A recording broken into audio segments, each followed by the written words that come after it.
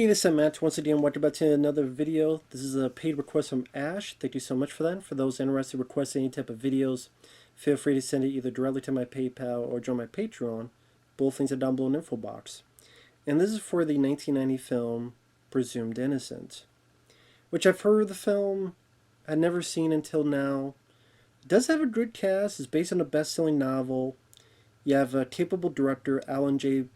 Patula, who had done All the President's Men, great movie with Robert Redford and Dustin Hoffman, wonderful film.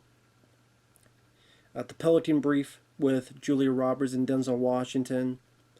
So the director is known for doing these films that may seem a bit procedural, like All the President's Men. It's how these guys worked at the newspaper and get these leads and interview people. And this film kind of goes in that procedural stature as well. But honestly, like All the President's Men, even the Pelican Brief, I found a lot more interesting than this. Because this does have a good cast. Harrison Ford, he's this attorney, prosecuting attorney, who is married to Bonnie Bedelia, John McClane's wife in Die Hard and Die Hard 2.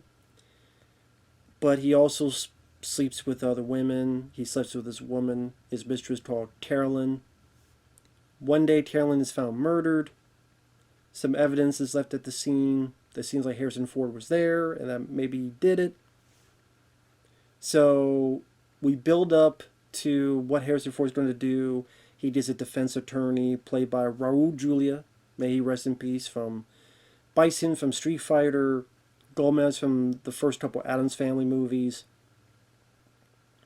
Other people you have in the film, Brian Dennehy, may he rest in peace, from First Blood and FX2.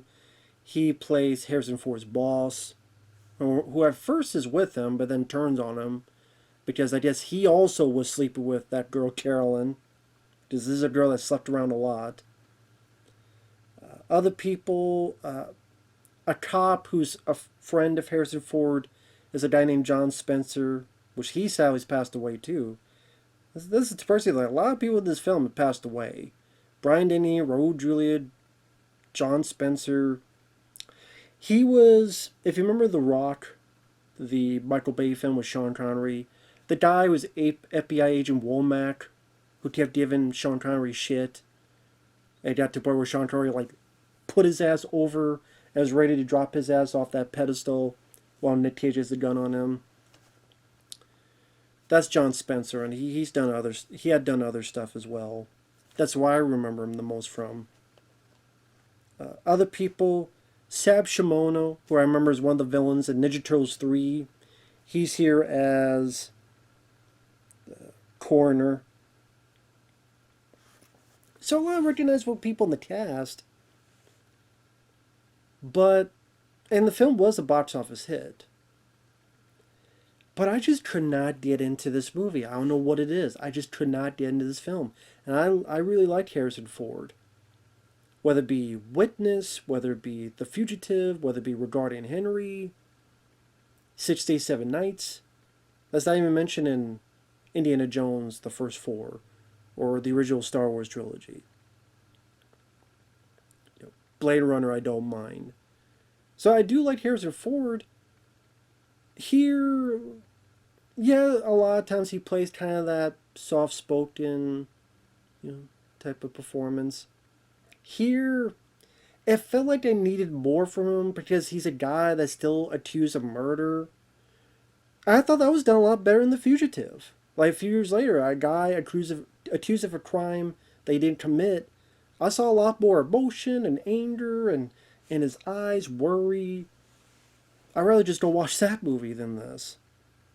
Now, granted, the movie, if you haven't read the book, you're supposed to wonder, did he do it, did he not do it? So that's probably why Harrison Ford's plan is so close to his heart. Because if he goes one way or another, the audience may think it's one way or another. Although that's not a bad thing. I don't think that would be a bad thing. But it is what they did here. And as I said, it's very much a procedural movie. It's very matter of fact. talking with Raul Julia about the details of the upcoming trial. Bonnie Bedelia being the wife that's supportive, even though Harrison Ford cheated on her. Flashbacks, quite a bit of flashbacks showing Harrison Ford and this mistress getting together, getting it on, things of that nature. At times it seemed like played like a overlong episode of Law and Order. And I don't watch a lot of Law and Order, but at least those are shorter compared to this. This is about 2 hours long. And I know a lot of people liked this and they found it riveting and engaging. I just felt the opposite. Even other movies dealing with trials, whether it be 12 Angry Men, the original or the remake, A Few Good Men. Like the story here, I just didn't find that engaging.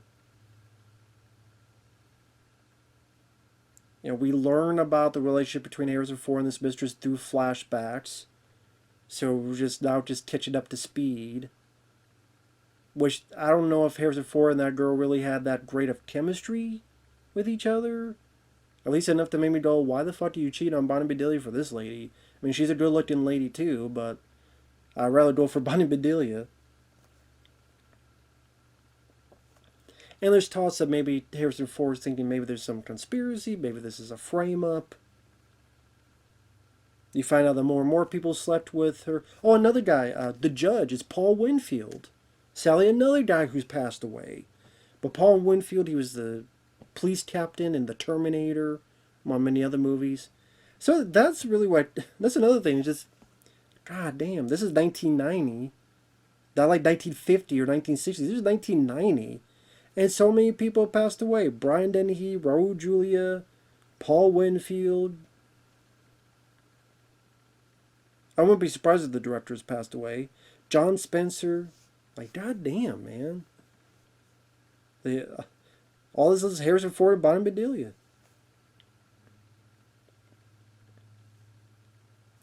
Even the case just isn't that fascinating to me in the trial sequences.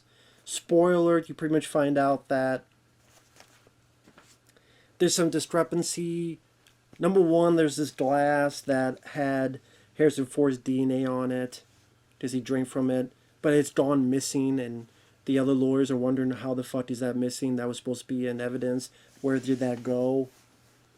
The other thing is Seth Shimono is dealing with being a coroner. He jotted some things down, but there's a bit of discrepancy.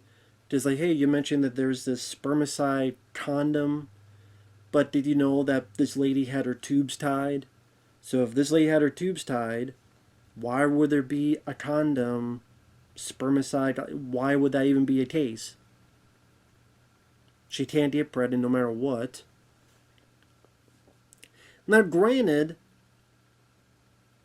you could have made the argument that she didn't want STDs, because that's not the only reason why people wear condoms, folks. So, I don't know why. They must be shit at their jobs. Maybe they did try to explain it and I zonked out. If so, I apologize. It's my wrong. I'm in the wrong. Mea culpa, mea culpa, mea culpa. But I'm sitting there going, well, hey, Mr. Attorney, I know you want to get this guy, but again, that's not the only reason you put a condom on. Yes, it is a primary reason, but it's also because maybe you don't want to, in case of STDs.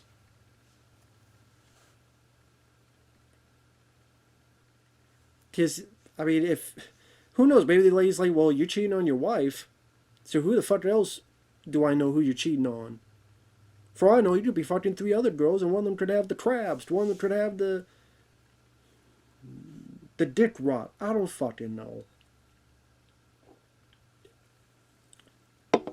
Or there's some women that just, they want the shit inside them regardless. If they don't want it on the face, and they don't want it on the crotch, and they don't want it on the back, they want it inside, but they don't want it inside. So, they don't want to take the moment to pull out, and as I know, just keep going, but I just don't want to feel it inside me. Just keep going. You have your cake, you eat it too, just without the batter. The baby batter. I don't fucking know. I thought there were other ways of the other attorneys could have argued that, but I don't know. Maybe they got their license in the box of a Cracker Jack, at the bottom of a Cracker Jack box. I don't know. But he said, like, you don't you don't get a whole lot of his family life. Just little bit conversation between him and Bonnie Bedelia. The actual investigation, the snippets you find out, like the judge, Paul Winfield, he had taken bribes, and there's this one bit where this guy needed his case jettisoned, and Carolyn helped him out by seeing the judge, and if he paid the judge like $1,500, the case would go bye-bye.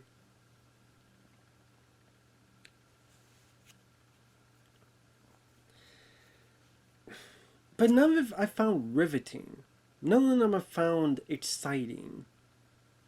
There's no culmination like A Few Good Men of You Can't Handle the Truth or And Justice for All with Al Pacino. That's another movie about lawyers that just much more exhilarating.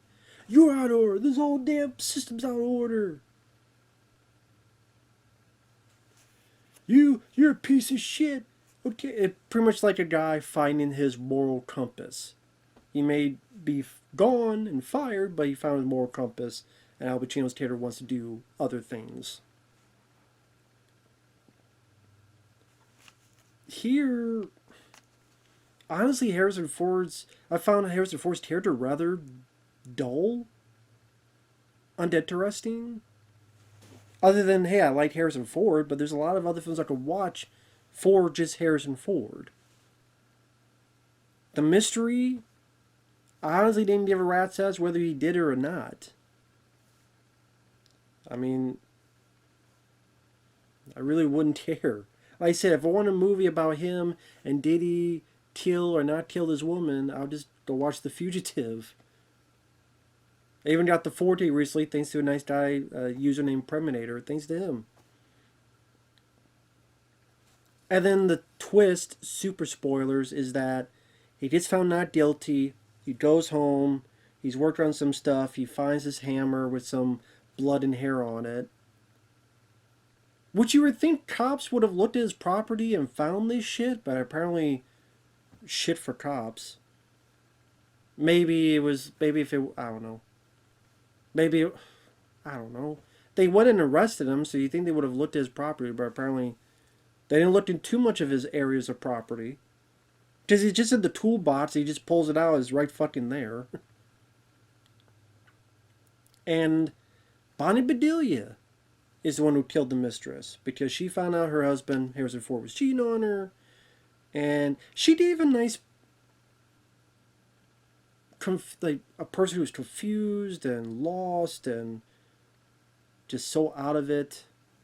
You tell how loopy she is, cuckoo for Cocoa Puffs, where she felt abandoned, like she was left for dead, and she was even thinking of ending her life, but she did this, and throughout this, like she saw her husband being so treated like crap, and I guess she said that there's a part of me that I think I was going to admit that I was the one that did it.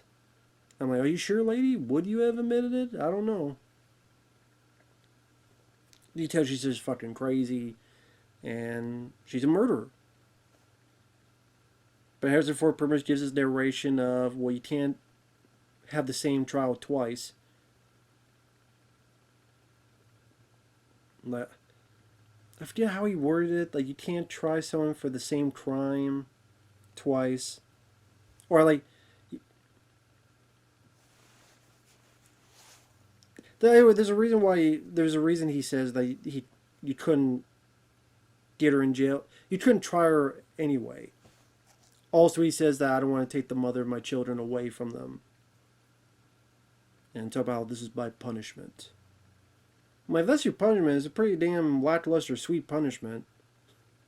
But the idea is a bit of guilt. Live with a crazy woman. Well, I guess, living with a crazy woman, that'd be punishment enough. Live with this crazy bitch. Hopefully she don't hammer my head in.